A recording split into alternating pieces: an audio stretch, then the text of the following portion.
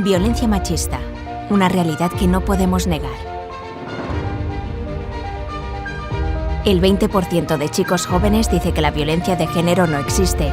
Sin embargo, más de la mitad de chicos, 50,6%, y chicas, 53,6%, ha presenciado alguna vez alguna situación de acoso a mujeres. Cuando te digan, la violencia machista no existe, di, no lo niegues. 1 de cada 4 adolescentes ha sufrido violencia física o sexual por parte de sus parejas hombres. Cuando te digan, pero la violencia contra las mujeres es una cosa del pasado, di, no lo niegues. El feminismo parte de la denuncia de las desigualdades entre mujeres y hombres, para defender los derechos humanos y la igualdad de las personas. Una perspectiva feminista es clave para transformar injusticias estructurales.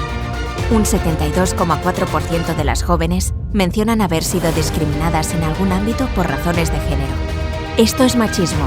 El feminismo está en contra de todos los comportamientos machistas, no de los hombres por el hecho de serlo. Cuando te digan, ni machismo ni feminismo, feminismo. No lo niegues. 1.128 mujeres han sido asesinadas por sus parejas o exparejas en España desde el 1 de enero de 2003 hasta hoy. Las víctimas mortales son la punta de un iceberg profundo, compuesto de violencias físicas, psicológicas y simbólicas. Pero, ¿por qué va a tener género la violencia? La violencia tiene género porque se construye sobre relaciones de desigualdad y superioridad de los hombres sobre las mujeres, perpetuadas socialmente.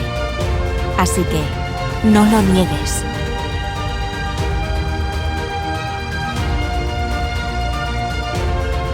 ¿Y tú, frente a los bulos machistas, qué haces? Identifica, desmonta, actúa. ¿Cómo desmontar bulos?